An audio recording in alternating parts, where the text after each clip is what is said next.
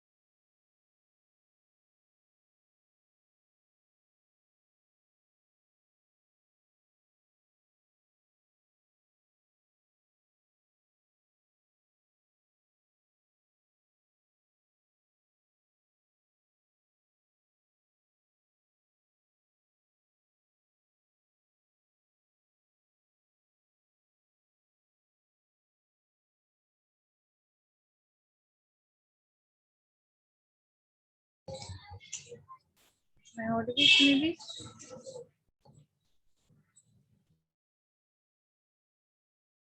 Good afternoon, ma'am. Yes, ma'am. Time में वो 1 minute और रहते हैं, 2 मिनट वेट करते हैं और बच्चे आ जाते हैं ना 5 साल बच्चे तो स्टार्ट करते हैं. स्क्रीन विजिबल है? Yes, ma'am. Okay, ma'am.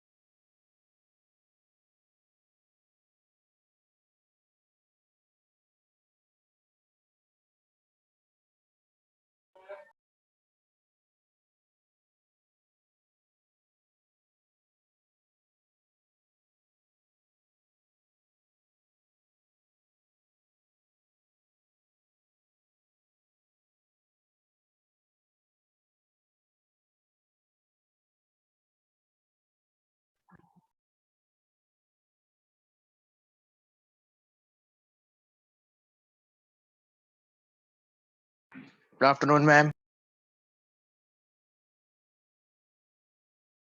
Good afternoon.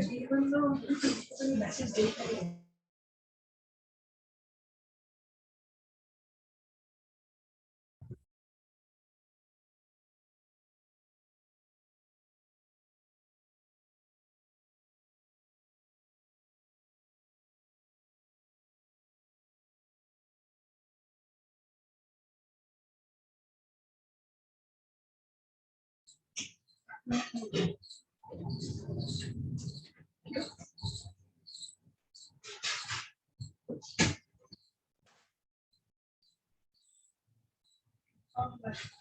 so we were discussing yesterday tools, various tools of presentation, जिसमें कि 2 हमारे बचे थे. हम वीडियो सब्सक्राइब डिस्कस कर रहे थे कल.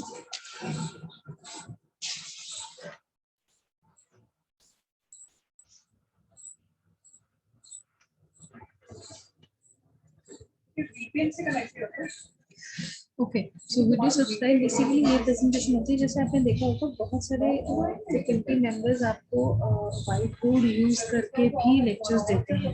अभी आप आजकल जो ऑनलाइन क्लासेस हम बड़ी हो रही हैं, तो जो मैथ्स क्लासेस हैं या ऐसी कोई क्लास प्रैक्टिकल क्लास जिसमें कि आपको व्हाइट बोर्ड और मार्कर के बिना शायद एक्सप्लेन करने में थोड़ा सा टीचर के लिए मुश्किल है और आप लोगों के लिए अंडरस्टैंड करने में थोड़ा सा मुश्किल है. उस पर्टिकुलर प्रेजेंटेशंस में व्हाइट बोर्ड और मार्कर का यूज मतलब ऑनलाइन ही हुआ. There is no exact white board नहीं है, मतलब ऐसा कोई व्हाइट बोर्ड प्रैक्टिकली अवेलेबल नहीं है, बट सॉफ्टवेयर में या सिस्टम में ही इनबिल्ट है, जिसमें कि हम थ्रू एन आर्टिफिशियल पेन और through an artificial white board इस तरह से हम प्रेजेंटेशन दिखाते हैं, जिसमें कि प्रेजेंटेशन के अलावा अगर कुछ पॉइंट को लिखकर प्रेजेंटेशन को एक्सप्लेन करने की जरूरत पड़ रही है प्रेजेंटर को, तो वो बेसिकली वीडियो सब्सक्राइब से पॉसिबल होता है, जिसमें कि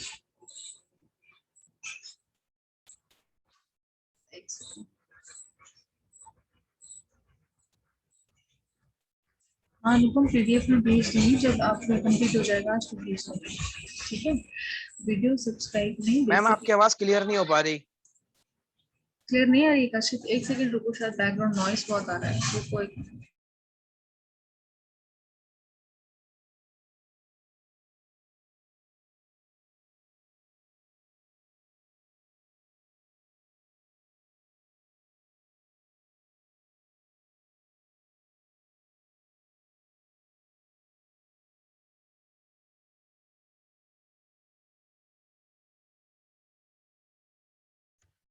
अभी क्लियर है? अभी क्लियर है Kashif? And everybody else? Yes ma'am. Okay, so basically video subscribe is that particular tool or software of video presentation जिसमें कि हम वीडियो के थ्रू प्रेजेंटेशन तो देते हैं, बट उसमें हम एक तरह से व्हाइट बोर्ड और एक आर्टिफिशियल मार्कर या पेन का यूज करते हुए, बहुत बार ऐसा होता है कि कुछ अगर हम किसी को प्रेजेंटेशन में कुछ प्रेजेंट कर रहे हैं, एक्सप्लेन कर रहे हैं कोई पॉइंट, तो हमें कुछ लिख कर एक्सप्लेन करने की जरूरत पड़ती है.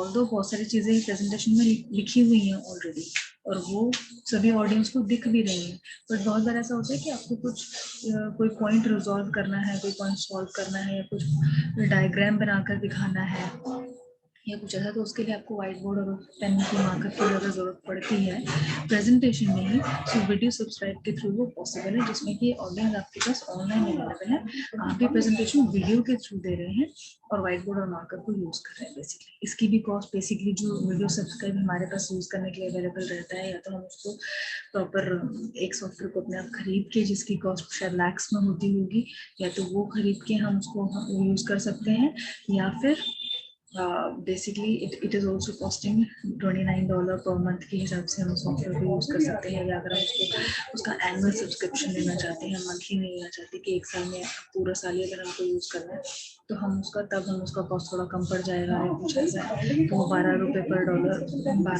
$12 पर मंथ की तरफ से पड़ जाता है. अगर हम पूरे साल का एक साथ पे करें या कुछ ऐसा होता है. जैसे कि अगर हम कुछ एक चीज़ को हम बाय करते हैं एक मंथ के लिए, तो हमें थोड़ी महंगी पड़ती है, अगर उसी का सब्सक्रिप्शन पूरा अगर हम साल के लिए ले लेते हैं तो हमको सस्ता पड़ता है. So this is all apply on all these software tools also, on all these presentation tools also. और लास्ट इज, इसमें लास्ट प्रेजेंटेशन टूल बचा है जो है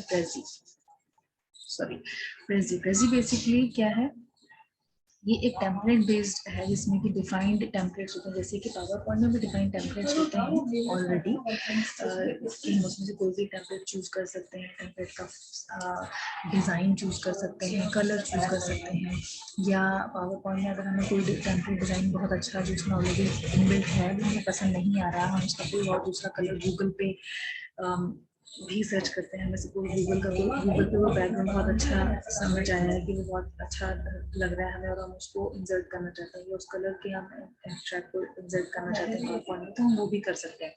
तो in the same fashion Prezi में भी टेम्पलेट बेस्ड प्रेजेंटेशन, उसमें ऑलरेडी इनबिल्ट बहुत अच्छे अच्छे प्रेजेंटेशन के टेम्पलेट्स होते हैं, ठीक है।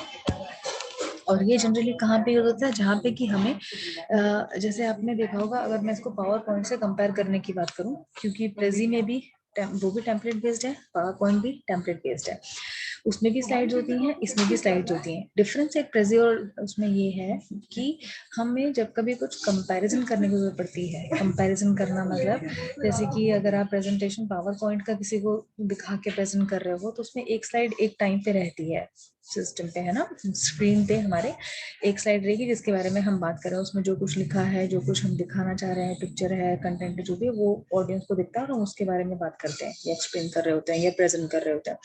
प्रेजी में क्या होता है, हम कंपैरिजन भी कर सकते हैं कि ओवरऑल हमने अभी तक क्या कुछ एक्सप्लेन कर दिया, या ओवरऑल हमने अभी तक प्रेजेंटेशन का कितना पार्ट कवर कर लिया। सपोज हमने 50% कर दिया या 20 स्लाइड टोटल हैं, तो हम अभी 8th पे हैं, 10th पे हैं, या आगे आने वाली जो जितनी बची हैं उसमें कितना कंटेंट, परसेंटेज कंटेंट बचा है, मतलब कंपैरिजन करना भी दिखाता है प्रेजी। जो म्यूट कर लो अपने आप को बेटा। तो Prezi basically is an another template based presentation जो कि हमें हेल्प करता है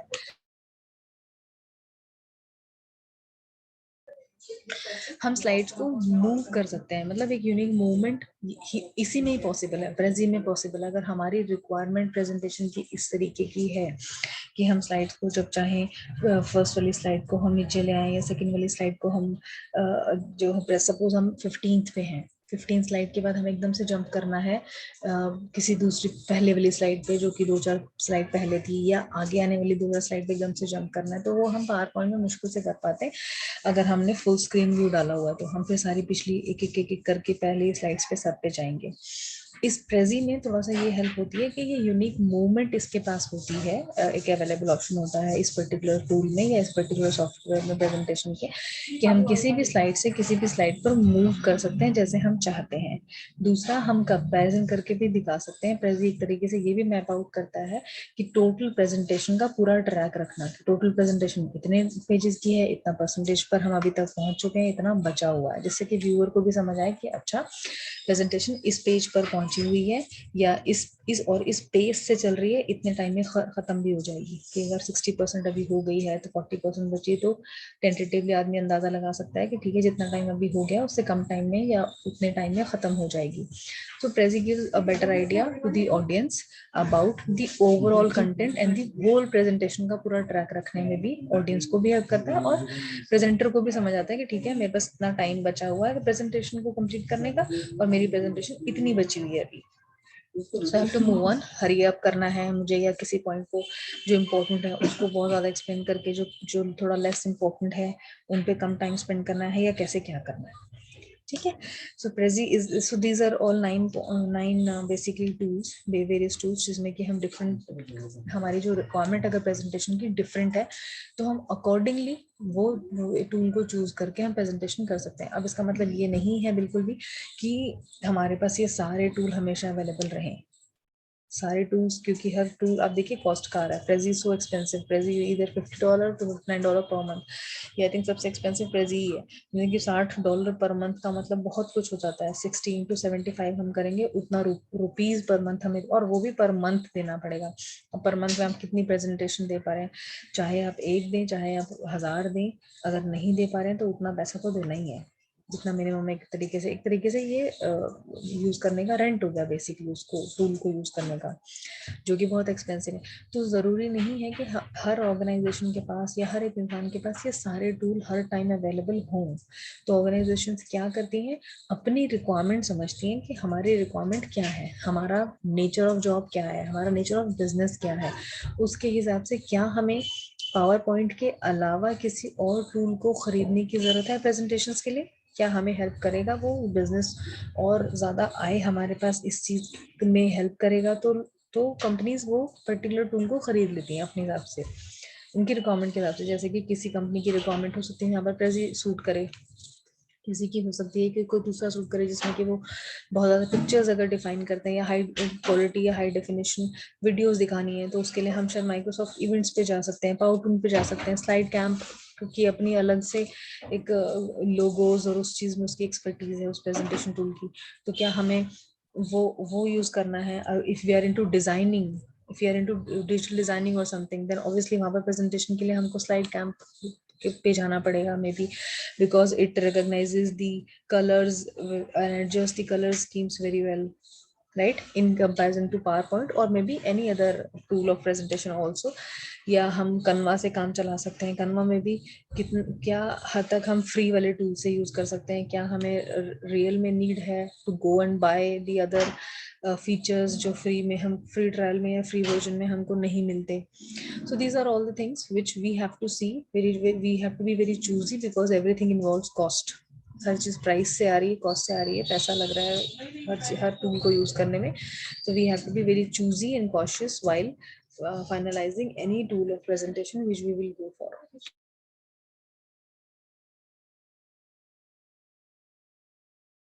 तो ये थे हमारे वेरियस टूल्स ऑफ प्रेजेंटेशन। अगर हमारे पास क्वेश्चन आता है वेरियस टूल्स ऑफ प्रेजेंटेशन का ही और उसमें स्पेसिफिकली कुछ ये नहीं लिखा होता कि अदर देन पावर पॉइंट, तो आप पावर पॉइंट भी as a tool of presentation डाल सकते हैं because that is the most widely used tool of presentation. But yes, if not PowerPoint, then there are these all 9 other various tools also available for presentation in the market which come with the cost, or maybe out of these I think 2 to 3 are there which are available for the free version also, जिसमें वो थोड़े बहुत templates या थोड़े बहुत design या थोड़े बहुत फीचर्स फ्री में देते हैं। ठीक है, क्लियर है? टूल्स अभी क्लियर हो गए सबको। प्रेजेंटेशन का मोर और लेस हमें आइडिया लग गया है कि कैसे प्रेजेंटेशन बनाते हैं, कैसे प्रोजेक्ट प्रेजेंटेशन बनाते हैं, प्रोजेक्ट के क्या बेसिक्स होते हैं, प्रोजेक्ट रिपोर्ट के क्या बेसिक्स होते हैं, और बेसिकली और कौन कौन से टूल्स हैं या और कौन कौन से ऐसे सॉफ्टवेयर हैं या ऑप्शंस हैं हमारे पास अपार्ट फ्रॉम पावर पॉइंट जिनमें हम प्रेजेंटेशन को बहुत अच्छे से दिखा सकते हैं बना के, may be to the client और टू कस्टमर्स, एनीबडी। ठीक है, किसी को अभी तक यहाँ तक किसी चीज में क्वेश्चन है? मैंने जो आप लोगों को एक असाइनमेंट दिया था, असाइनमेंट के अलावा sorry I have asked you guys to make a presentation in power point, वो किस किसने दिया है अपार्ट फ्रॉम अनुपम? सिर्फ मुझे अनुपम की प्रेजेंटेशन आई है। Anupam, I have replied to your mail yesterday, I have seen your presentation last week also when you sent it, but मैंने कल आपको रिव्यू दिया है उस पे। बाकी किसी की प्रेजेंटेशन मेरे पास नहीं आई है। And you guys mind it when I am saying this कि अगर आपको मैं कोई काम दे रही हूँ वो आप लोगों के बेनिफिट के लिए, I am not getting anything out of it.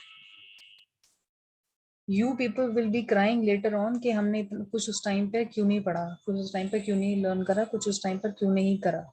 This is the only time when you can practice yourself more and more. I'm not saying just for PCS but for all other subjects. Presentation के बिना आप कोई भी department में, किसी भी profile में, corporate में काम नहीं कर पाएंगे। You have to be an expert in making the presentations in a minutes time. कई बार ऐसा होगा कि you would not have 5 minutes or 10 minutes also and you have to ready a presentation. So you have to be that expert, you have to be that quick, and when will you learn that? कब करोगे learn? कोई काम आपको दिया जाए आप लोग करने के लिए रेडी नहीं होते हो। पूरा फर्स्ट सेमेस्टर हमने निकाल दिया, किसी को इंट्रोडक्शन तक अपना देना नहीं आया अभी आप लोगों में से, and you were making fun of it कि पीसीएस में तो सिर्फ इंट्रोडक्शन होता है या ऑफलाइन क्लासेस में कुछ होता ही नहीं है। बोलना फिर भी किसी को भी तक नहीं आया, 2 लाइन अपने बारे में आप लोग खड़े होकर कहीं बोल नहीं सकते हैं। प्रेजेंटेशन की भी बात आ रही करने की तो कोई प्रेजेंटेशन बना ही नहीं रहा है, देने की तो बात ही खत्म। आप प्रेजेंट क्या करोगे, क्या बोलोगे, कैसे क्या स्टाइल आपका अपनाओगे आप बोलने का, वो तो भूल ही जाओ।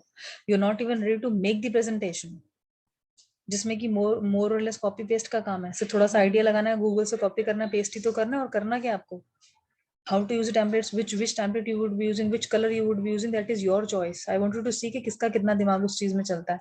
Nobody has shared apart from Anupam. Is Anupam the only student in the class who has to actually learn and improve his skills? बाकी सब लोगों को कुछ नहीं लर्न करना। ये सिलेबस जो भी कुछ है ये तो कंप्लीट हो ही जाएगा, ये मैं आपको इस तरह से पढ़ा दूंगी। नहीं भी पढ़ाऊंगी तो आप लोग खुद भी गूगल से कंटेंट कॉपी करके पेस्ट कर सकते हो वहां पर अपना एग्जाम में। बट जो स्किल्स आप लर्न करोगे अभी, because this subject is such subject that you have to make in your efforts. आपको खुद बोलना आना चाहिए, खुद आपको प्रेजेंट करना आना चाहिए, खुद आपकी कम्युनिकेशन स्ट्रांग होनी चाहिए, खुद आपकी प्रेजेंटेशन स्किल्स स्ट्रांग होनी चाहिए, आपकी पर्सनैलिटी इंप्रूव होनी चाहिए। ये इस सब्जेक्ट का आउटकम है। नॉट जस्ट दिस के कॉपी यहाँ से करा, पढ़ लिया 4 पॉइंट और वहां पर जाकर चेप दिया आपने एग्जाम में। This is not the outcome of this subject, mind it. You have to improve your personality, you have to improve your communication. Now you see how you will be making it, and I would like to see more of the presentations from all of you. PPT मुझे भेजिए, आप लोग send करिए, उसमें जो कोई problems रहेंगी कुछ रहेंगी वो मैं आपको बताऊंगी कि ये इस तरह से आपने करा है, ये अच्छा है, ये नहीं अच्छा है, ये गलत है, इसको इस तरह से आप इम्प्रूव कर सकते हैं, नहीं कर सकते हैं। प्रेजेंटेशन भी आप लोगों को देनी होगी, मैं आपकी प्रेजेंटेशन भी लूंगी, उसके बेसिस पर भी आपको एक असाइनमेंट आपका प्रेजेंटेशन का ही होगा। Like you will be submitting four this assignment. No, I'll give you one other assignment wherein you will be making your presentation and presenting it online in the classes. एक एक करके, चाहे मैं आपको 10 minutes ही दूं, आप 10 मिनट या 5 minutes के लिए ही बोलें, बट आप सबको करना है ये काम, ठीक है। अभी तक वेरियस टूल्स तक जो भी हमने कवर करा है, या इससे पहले के जो भी टॉपिक्स हैं, या कुछ भी किसी को कोई कुछ बोलना है, कुछ सजेशन देना है, कुछ पूछना है, कुछ बताना है, तो मुझे बताइए। अदरवाइज ये नेक्स्ट टॉपिक मैं स्टार्ट करती हूँ फिर।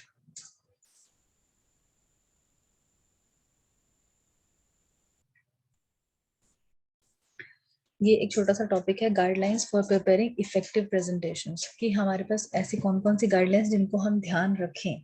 गाइडलाइंस होती है कि हम अगर इनको फॉलो करेंगे तो हमारी वो चीज जो हम काम कर रहे हैं, जैसे कि प्रिपेयरिंग फॉर इफेक्टिव प्रेजेंटेशंस, तो अगर हम ये गाइडलाइंस को फॉलो करेंगे तो हमारी है प्रेजेंटेशन वो इफेक्टिव बन पाएगी। So these are all the guidelines basic, ठीक है। सो गाइडलाइंस दो तीन तरीके से, एक तरह से हो गई कि ड्यूरिंग द प्रेजेंटेशन आपको क्या क्या ध्यान रखना है, ठीक है। प्रेजेंटेशन से पहले यानी कि बिफोर द प्रेजेंटेशन हमें क्या क्या ध्यान रखनी है, गाइडलाइंस। आफ्टर द प्रेजेंटेशन भी हमारा कुछ रोल है या नहीं है, कि प्रेजेंटेशन खत्म हो गई, कंप्लीट हो गई, उसके बाद हमारा कोई रोल है, हमने कुछ और काम करना है, हाँ जी करना है। We have to then follow up, we have to take a feedback from the people, we have to follow up from them कि आप इसके ऊपर क्या अपडेट रहा आपका, हमने प्रेजेंटेशन दिया था, आपने कुछ फाइनलाइज करने का सोचा, can we move forward to work together और नॉट। तो basically guidelines preparing effective presentation includes all these things, कि वो सारी चीजें जो हमें ध्यान में रखनी है before the presentation, during the presentation, या फिर अगर कुछ है तो after the presentation also. Topic समझ आ गया क्या हम टॉपिक है, किस लिए पढ़ेंगे, क्यों पढ़ेंगे, so that we should know ऐसे कौन कौन से काम है जो हमें करने हैं before the presentation, during the presentation, और ऐसे कौन कौन से काम है जो हमें आफ्टर द प्रेजेंटेशन भी करने हैं, to make the presentation effective. Effective का मतलब होता है कि इस चीज जो हमने काम करा है उसका कोई पॉजिटिव इम्पैक्ट आ रहा है, इफेक्टिव एंड एफिशिएंट, ठीक है। मतलब कि हमने पॉजिटिव इम्पैक्ट, यानी कि जिस काम के लिए हमने प्रेजेंटेशन देने की कोशिश की थी या दी है उसका पॉजिटिव रिजल्ट आ रहा है, लोग आगे आके इसके रिजल्ट हमें ये दिख रहा है कि हाँ लोग इंटरेस्टेड हैं, या अपने आप को रजिस्टर कर रहे हैं, या हमारे साथ काम करने की कोशिश कर रहे हैं, जो भी हमारा था आउटकम इसको करने का वो हम कर रहे हैं, ठीक है। सो पहला है before the presentation. Before the presentation में ऑर्गेनाइजिंग द कंटेंट, जैसे पहले हमने कंटेंट क्या क्या रखना है, क्या प्रेजेंटेशन में हमने डिस्कस करना है, ऑडियंस को क्या दिखाना है, क्या नहीं दिखाना है, क्या नहीं दिखाना है ये भी हमें पता होना चाहिए। बहुत सारी ऐसी चीजें जो हमें प्रेजेंटेशन में शुरू में किसी को नहीं बतानी, जैसे कि ऐसे कौन सी चीजें हो सकती हैं, फॉर एग्जाम्पल हमारा कोई ड्रॉबैक है, हमारी कंपनी का प्रीवियस का कोई ऐसा रिकॉर्ड है जो खराब है, जिसकी वजह से लोग हमारे साथ काम ना करना चाहें, है ना, या हम हमसे कोई पुरानी गलती हुई जिसको हमने अब सुधार लिया बहुत अच्छे से, क्या पता हम उसको ना दिखाना चाहें, या अगर हमने उसके बारे में कुछ अच्छा पॉजिटिव रिव्यू ले लिया है, हमने उसको सुधार भी लिया है, क्लियर कर लिया, तो हम अगर क्या हम उसको दिखाना चाहते हैं पॉजिटिव मैनर में प्रेजेंटेशन में कि देखिए हमारे साथ पहले ऐसा हुआ था, एक प्रोजेक्ट में हमारे साथ ये हो गया था, उसके बाद हमने ये मेजर्स लिए to improve it, and now we are at this stage, we have improved that, or we have overcome that problem also. You will not find that problem now with us. We have that experience to handle that problem. So content organize करना presentation से पहला काम है हमारा। पहले मतलब यानी कि अभी हमने प्रेजेंटेशन नहीं स्टार्ट की, हमारे पास ऑडियंस नहीं है, अभी बैठे नहीं है ऑडियंस, ना हमें प्रेजेंटेशन देनी है, अभी हमें सिर्फ प्रेजेंटेशन का कंटेंट ऑर्गेनाइज करना है, that what we have to put in the presentation, what we have to show, what are those points we have to focus on, what are the objectives we have finalized through that presentation to be achieved. वो सारे points क्या हम content में डाल के presentation को कर रहे हैं, बना रहे हैं या नहीं बना रहे हैं, वो हमें सारा कुछ focus करना है इसमें। जैसे कि make sure that the audience walks away understanding the following points, problem क्या है, प्रॉब्लम क्यों हुई, किस चीज के बारे में हम डिस्कस कर रहे हैं, वो क्या कोई ऐसी प्रॉब्लम थी जो रेजोल्यूशन हो सकेगा, या ऐसी कोई प्रॉब्लम है जिसका कोई सोल्यूशन ही नहीं है, या ऐसी कोई प्रॉब्लम है जिसका सोल्यूशन अभी नहीं है, हम डेवलप करने की कोशिश कर रहे हैं, अगले महीने तक आ जाएगा, कल तक आ जाएगा, अगले साल तक आ जाएगा, व्हाटएवर। क्या हमारे पास अप्रोचेज हैं उसको रिजॉल्व करने की, क्योंकि अगर एक कोई प्रॉब्लम आई है तो उसके सॉल्यूशन होते हैं, सॉल्यूशन थोड़े से डिफिकल्ट हो सकते हैं, किसी के सॉल्यूशन इजी हो सकते हैं, किसी के सॉल्यूशन में बहुत ज़्यादा टाइम लग सकता है, किसी के सॉल्यूशन में बहुत जल्दी कुछ चीज़ रिजॉल्व हो सकती है, मगर ऐसा नहीं है कि कोई प्रॉब्लम है तो उसको रिजोल्यूशन मिलेगा ही नहीं, हम आराम से बैठ जाए नहीं ये तो प्रॉब्लम बहुत बड़ी है, ये तो हो ही नहीं सकता, ऐसा नहीं होता है। तो we have to find those approaches, क्या क्या अप्रोच हम लगा सकते हैं जिसकी वजह से हमारी प्रॉब्लम्स को हमें रेजोल्यूशन मिल सकता है, या हमारे सपोज हमारे पास कुछ complaints I from the customers, from the clients कि तुमने ये प्रोडक्ट दिया था इसमें ये प्रॉब्लम आ गई, ये प्रॉब्लम्स ऐसे ऐसे हम चाहते हैं तुम इस तरह से रिजॉल्व करो, क्या हम वो कर सकते हैं, हमारा लॉस तो नहीं उनको करने में, प्रॉब्लम्स आई हैं तो हमें कस्टमर्स को ऑफकोर्स रिजॉल्व करके तो देनी है, क्योंकि उन्होंने हमें पैसा दिया है, हमने उनको प्रोडक्ट दिया है, कुछ कमिटमेंट करके दिया है, बेचा है, व्हाटएवर। तो हम पहले तो प्रॉब्लम्स को आइडेंटिफाई करेंगे, प्रॉब्लम्स क्या हैं, उनके सॉल्यूशन कौन कौन से ऑप्शंस हैं, उस सॉल्यूशन के ऑप्शंस के क्या नेगेटिव पॉइंट्स हैं, सबके क्या पॉजिटिव पॉइंट्स हैं, हमें किस में सबसे ज्यादा नुकसान है या हमें किस में सबसे ज्यादा फायदा है, कस्टमर किस में सबसे ज्यादा खुश हो रहा है, जिस जो जो भी सारी चीजें ये सब हम जॉट डाउन करेंगे, ये सब क्या कर रहे हैं, हम अपना कंटेंट को ऑर्गेनाइज कर रहे हैं, प्रेजेंटेशन के कंटेंट को।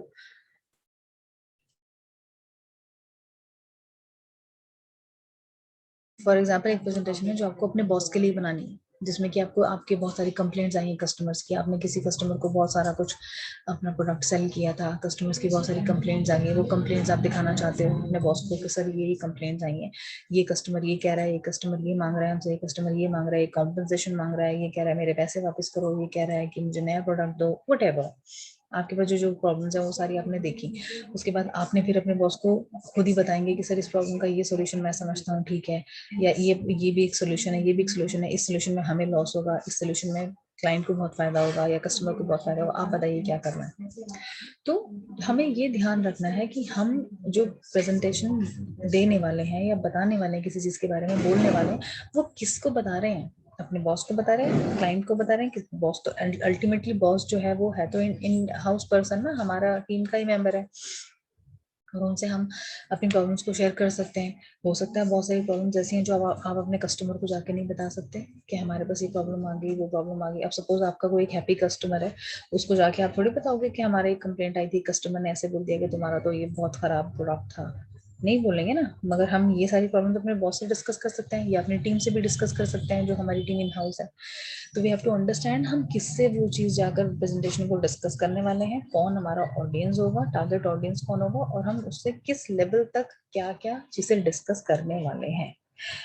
ठीक है, अगर प्रॉब्लम डिस्कस कर रहे हैं तो हम सोल्यूशंस भी खुद ही लेकर जाएं तो बहुत अच्छा है, और सजेशंस मांगे कि आपके हिसाब से इसमें से क्या बेस्ट है, आप वो बताएं, मेरे हिसाब से ये बेस्ट है, अपना भी सजेशन दें कि मेरा आई फील दिस। ठीक है,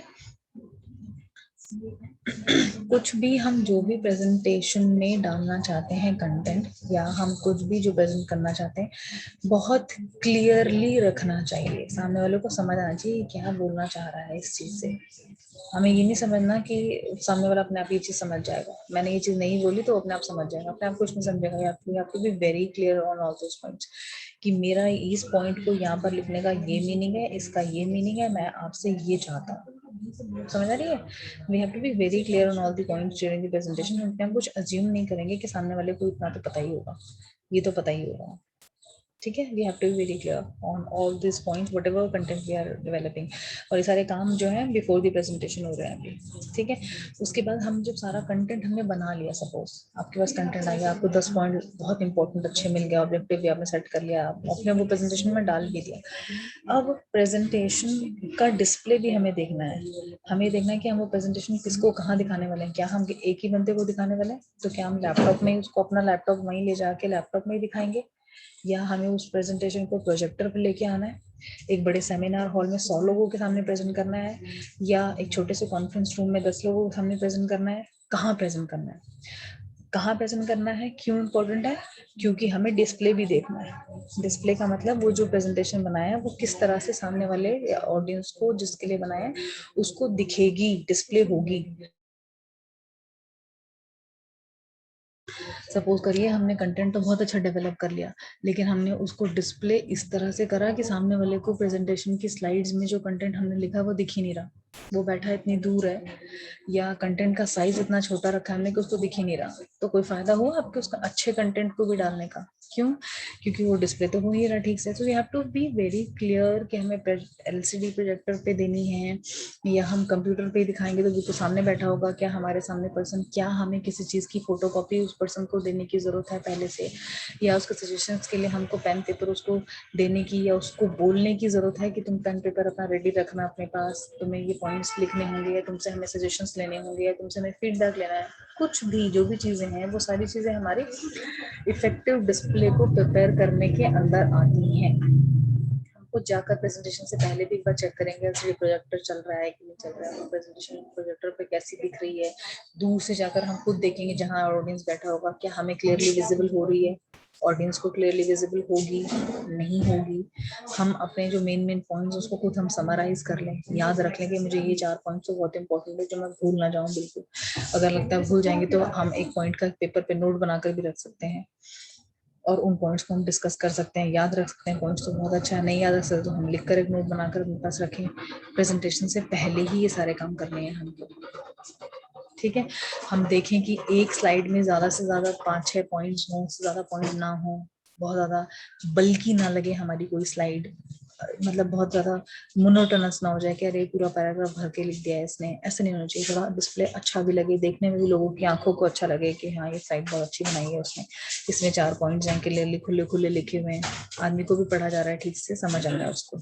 ठीक है, जहाँ कहीं पे हमें ग्राफ डालने के ग्राफ हम डालें, और जहाँ कहीं हम कंटेंट लिखने वाला डाल रहे हैं वहां पर ऐसे डालें कि रीडेबल तो हो, सामने वाले को इतना तो हो कि उसको दिखे, इतना बड़ा लिखे हम। ठीक है, हम कौन सा फॉन्ट यूज कर रहे हैं कहाँ पे, अपनी मर्जी से हम कोई भी कर्सिव राइटिंग वाला फॉन्ट ना यूज करें अगर हम कोई प्रोफेशनल प्रेजेंटेशन दे रहे हैं, है ना। एरियल यूज करें, वर्दाना यूज करें, ज्यादातर एरियल, कैलिबरी या वर्दाना, ये 3 जो है फॉन्ट्स होते हैं, जो टाइप होते हैं जो यूज होते हैं बेसिकली। बहुत सारी कंपनीज कैलिबरी यूज करती हैं, सबसे ज्यादा कैलिबरी फॉन्ट यूज होता है या एरियल फॉन्ट यूज होता है। आप जब कभी अपनी प्रोजेक्ट रिपोर्ट बनाते हैं, आप जब कभी अपनी प्रेजेंटेशन या कुछ बनाते हैं तो उसमें टाइम्स रोमन का यूज करते हैं जो पॉइंट होता है। तो we have to be very clear कि हमें कौन सा वाला जो हमारा पॉइंट है, we have to just C.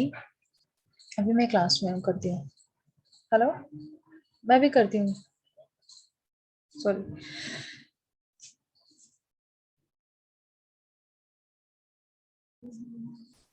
Clear है? ये सारी चीजें किस में आ गई कि हमने अपना जो डिस्प्ले है, प्रोजेक्ट का डिस्प्ले है, वो हम चेक कर रहे हैं। ठीक है, उसके बाद timing your talk. Timing your talk मतलब कि अगर हमने 20 स्लाइड्स रखी हैं और हम बोल रहे हैं कि हाफ एन आवर की प्रेजेंटेशन है, तो आप कोशिश करिए कि एक प्रेजेंटेशन में 1 मिनट से ज्यादा नहीं लगाएं। 20 मिनट्स तो 20 स्लाइड्स में ही लग जाएंगे, फिर एक दो चार मिनट आप शायद हर स्लाइड में एक्स्ट्रा भी कहीं पर अगर जरूरत पड़े तो ले लें, बीच में किसी ने कोई क्वेश्चन पूछ लिया तो ले लें, किसी का कोई डाउट आ गया तो आपका टाइम ले लें, या फिर क्वेश्चन आंसर राउंड बाद में जो होगा उसके लिए भी टाइम लेना पड़ेगा। तो हमें अपना टाइमिंग भी रखना है कि मैं किस पॉइंट पर किस स्लाइड पर कितना टाइम बोलूंगा या बोलूंगी, ठीक है। और ऐसा भी नहीं कि टाइमर रख दिया मैंने कि 1 मिनट का, तो 1 मिनट में मैंने सिर्फ ऐसे बोलना है कि बस पढ़ के खत्म करना है, सामने वाले को समझ आए ना आए, प्रेजेंट हो ठीक से ना हो, ऐसा भी नहीं है। सामने वाले पर्सन को मेरी जो पेस है बोलने का, मेरी जो स्पीड है बोलने की, उस स्पीड से उसको समझ भी आए। इट्स नॉट दैट मैं इतना फास्ट स्पीड में बोल रही कुछ सामने वाले को समझ ही नहीं आया इसने क्या बोला, वैसे भी प्रेजेंटेशन को कोई फायदा नहीं है। तो टाइमिंग योर टॉक का मतलब है आप जो बोलने वाले हैं वो उस पेस से बोल रहे हैं, सामने वाले को क्लियरली समझ आए और आपका पूरा कंटेंट भी उसमें कवर हो जाए। अगर आपको लगता है ज्यादा टाइम की जरूरत है तो फिर आप अकॉर्डिंगली टाइम बढ़ाएं या कुछ ऐसा करें, ठीक है। और प्रेजेंटेशन से पहले एक बार अगर हम प्रैक्टिस कर लें तो बहुत अच्छी बात है कि मैं ये प्रेजेंट करने वाला हूँ। जनरली कॉर्पोरेट्स में जो लोग प्रेजेंटेशन देने जाते हैं वो बहुत ज़्यादा प्रैक्टिस नहीं करते हैं, उन्हें लगता है मैंने प्रेजेंटेशन बना लिया, मुझे पता है मुझे क्या बोलना है कितना बोलना है, ठीक है। बट अगर एक बार हम प्रैक्टिस कर लेंगे उसकी तो बहुत अच्छा होगा। अब उसके बाद आता है कि प्रेजेंटेशन को एक्चुअली में देना। 1 मिनट दीजिए, मैं आपका ना अटेंडेंस क्लिक कर लेती हूँ।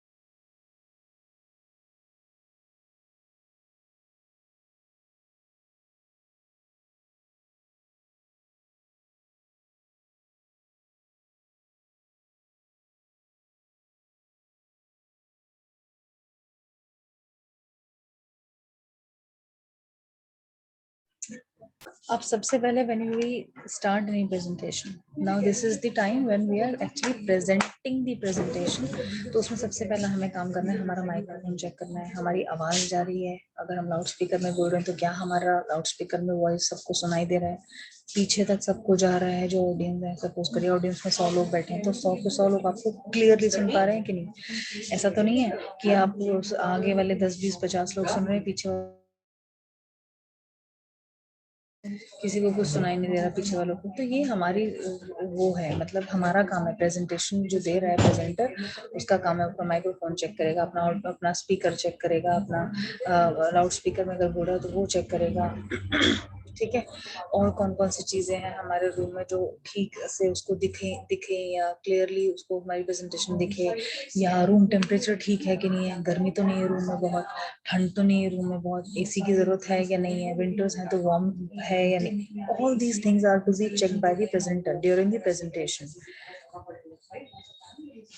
ऐसा नहीं है कि हमें, मतलब ये भी हमारा एक ड्रॉबैक होता है कि अगर हम डिस्प्ले क्लियरली नहीं आ रहा तो हम सॉरी बोलने लग जाए या अपोलोजाइज करने की जरूरत नहीं है। इससे बेटर है कि हम उसको पहले ही, क्योंकि हमने पहले देखा है इससे प्रैक्टिस ही होता है, तो इसका मतलब पहले से हमने सेट करके रखा है अपने प्रेजेंटेशन को कि हमारा डिस्प्ले ठीक आ रहा है, लाइट का कोई प्रॉब्लम नहीं है, पावर कट का कोई प्रॉब्लम नहीं है, बैकअप है हमारे पास, अगर लाइट चली जाएगी कुछ होगा ऐसा, सब कुछ डिस्प्ले में क्लियरली आ रहा है, पहले ही हम ये सब चेक करके रखेंगे, ठीक है।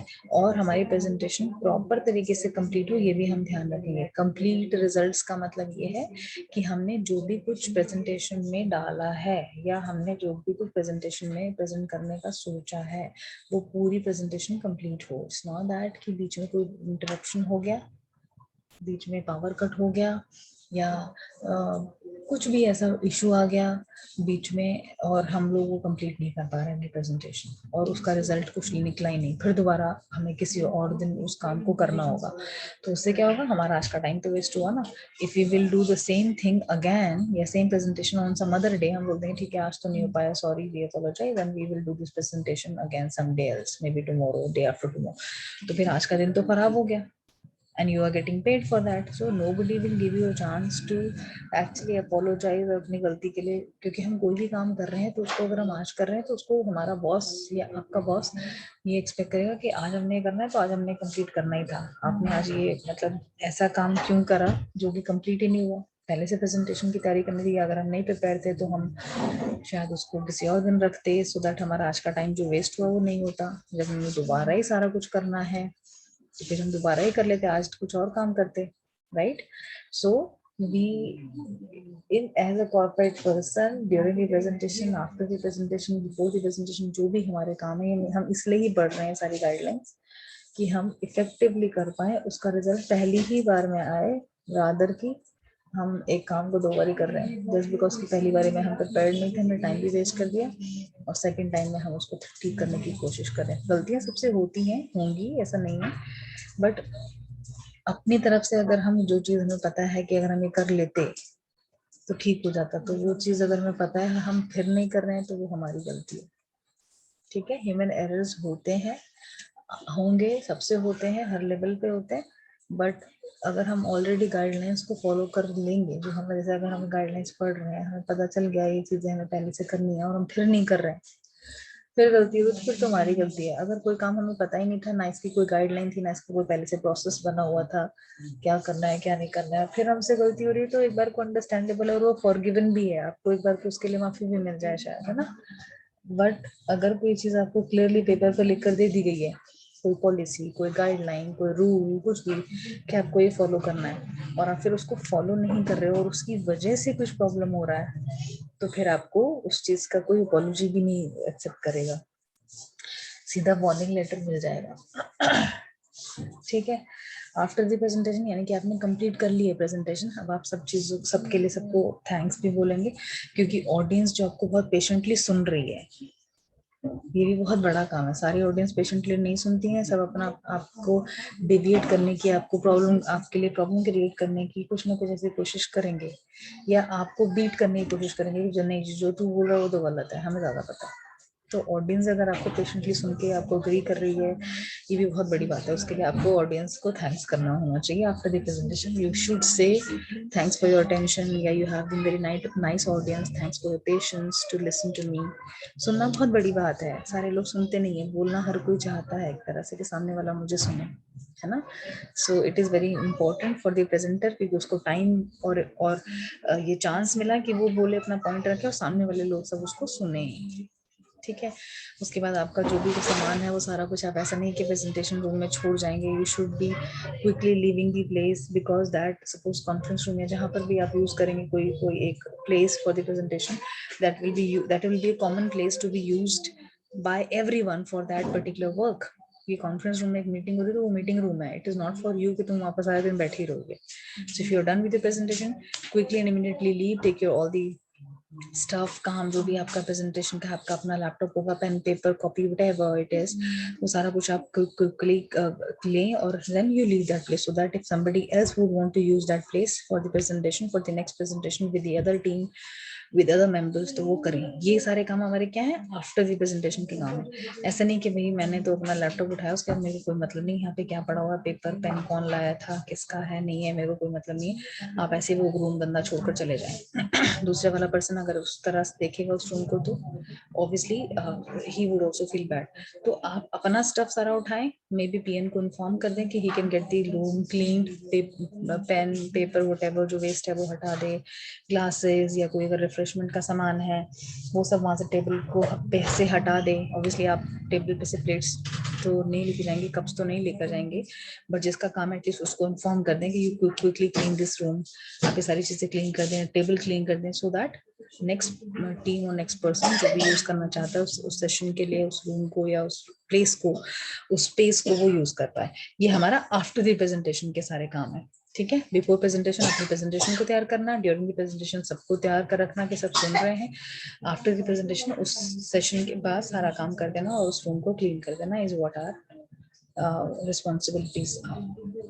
ठीक है, so this is all done from my side. किसी को कुछ क्वेश्चन है तो बताइए, meeting is about to over.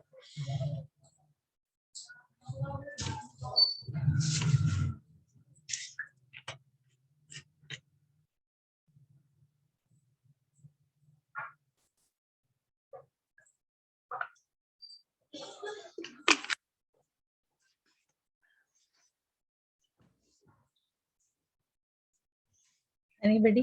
Anything?